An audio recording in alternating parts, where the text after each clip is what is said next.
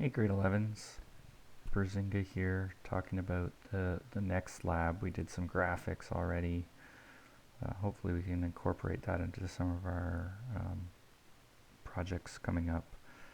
I'll have maybe a small assignment for you to work on, or possibly a final project where you can use some graphics to make something kind of fun. A little harder if we're not in the classroom, obviously, getting everything working, debugging everything. Um, so it will definitely be not as involved as it would have been in class. But today, I want to talk about, so I'm just going to do a console application today. I want to talk about a subject that some of you may know about, and it's called arrays in programming. And that is spelled like this.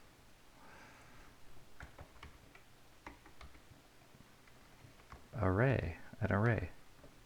And what an array is it's a way to make a variable hold more than one thing, which up until now, if we had an int variable or a float variable or even a circle shape variable, circle shape object, it would just hold one thing in memory, and that would be that.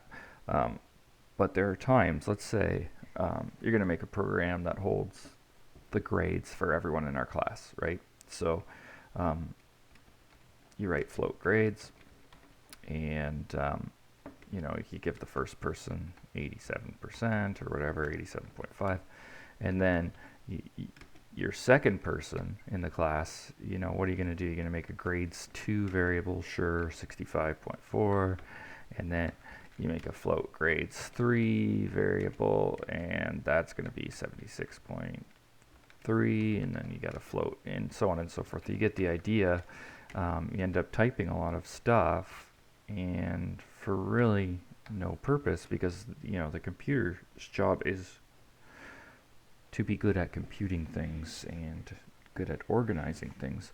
So this is not a good way to do it, especially if you're a university class with 800 people in it, right? So what you do is you write the word float and you write the word grades, but then in brackets afterwards you write how many you want this variable to store. So let's say our class is 21 students, right? There we go. We can now set all the grades like this. I mean, we still have to set them, but we can use a for loop to do that, to make things quicker as well. And 65.4, and then we don't have to remake 21 variables. Grades, we'll just store them all here, 76.3, and grades 3 is equal to 90.1, and so on and so forth. And then you can go down the line and do that. You don't need to write the word float there. And then to access them, it's the same way. You just, if I want to write the 4th grade, I would write grades, and then I write 3 after it. Now, why 3 and not 4? It's because in C++, arrays are indexed starting at 0. So that will take a little bit of getting used to. Let's hit the debug here, maybe, and see what this looks like in the memory of the computer. There's my grades, and look at that. I get some little rounding errors here, 87.5, 65.4, 76.3, and 90.1. There are a few little minor rounding errors. That's because a float holds 8 digits, and the computer had a hard time turning 65.4 into ones and zeros, and when they got returned back into ones and zeros, they didn't quite make it back to 65.4, but that's close enough for us for sure. Notice how the other stuff is just filled with junk, and that's pretty normal, because when I said float grades 21, C++ found a chunk in my memory that could hold 21 floats. I think a float is 4 bytes of memory, so it had to find a spot all in a row that had 21 times 4, so that's 84 bytes. And it found a spot and put my 4 numbers in the first 4, and then whatever junk was left over in that block of memory is just this stuff. Obviously, I would fill that up with more things. A good way to do that so that I can do it a little more quickly or have the user do it is to do something like this. Remember, we've learned about for loops. Well, I want a for loop to start at 0. I want it to count all the way up to 20. So I say less than 21. I say I++ like that. And maybe I leave this person a message like enter in 21 grades. You know, typically what you would do, and we haven't learned this yet, is you would go through a file of the grades. And the file would, inside the file, you would do this for loop and pluck all the information and store it into your grades variable from the file. We haven't done that yet, but so I could go like C in grades like this. And I would have to put an I there. Okay, and then it would ask me to type in, let me just stop the debugger. It would ask me to type in 21 grades.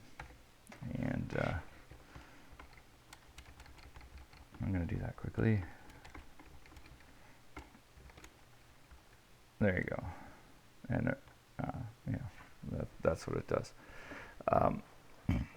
What if I wanted the grades instead of, let's say I want grades to just equal the numbers 1 through 21, right? I could just say grades I equals I plus 1. Now, I plus 1 because I starts at 0, so that will give me the first time through the loop, it'll say 0 plus 1, and then 1 plus 1 is 2, 2 plus 1 is 3, so on and so forth. Let's stop it with the debugger here, and you'll see that it'll just fill it with the numbers 1 through 21, hopefully. Yep, there we go. Okay. So another good way to store numbers in a list. And a quick way, right? That would have been, another 20 plus lines of code to make a variable that holds the numbers, different variables that hold the numbers 1 through 21. So that would have been a real pain in the neck to do otherwise without this idea of an array. Arrays are, another thing you can do with arrays is you can kind of just hop in and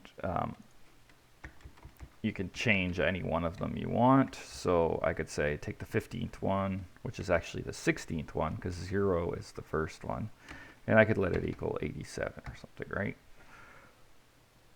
And when I debug that, just to look inside here,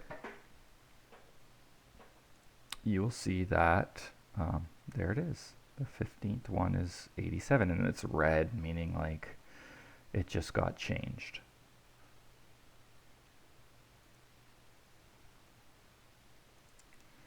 Okay, so that's good. The one thing you can't do with arrays, and we're going to later on use a different variable type to actually overcome some of the things that aren't good about arrays. Like you can't resize an array. Once you set it equal to 21 up here, it grabs all that in memory, and then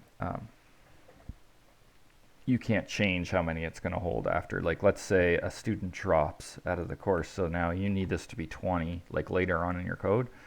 There's no really easy way to kind of knock that student out of the array, and it's because, again, if you think about it, you've asked for 21 spots in memory, right? And if you like try to take one of those spots out of there and then kind of shuffle everything over, so let's say I want this one out of here, then I have to shuffle all of these over, and C++ doesn't want to do that in with such a simple type as an array, because it'll affect all the other memory that you've used later on as well. So there will be a variable type that will eliminate that and will allow us to add more elements to our array, or take things out, or squeeze things inside of it. Let's say the student's alphabetical and he's got to get his mark in there, then we can do that later too.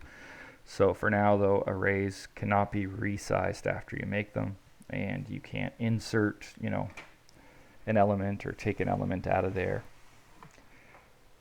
But that's fine for now. The other cool thing about arrays is, let's say I make a string called name or whatever, and I let it equal George. The string type is actually just an array of characters. So if I go cout and I say name and then I put 0 like that, it actually knows that it's the letter G, because string is a special type that is actually just an array of characters in C++. So see how it outputs the word G there. This is 0, 1, 2, 3, 4, fifth element. Can I put 6? Will it crash? No, it doesn't put anything, probably because there was nothing in the memory of that, but it doesn't complain either, so be careful about that.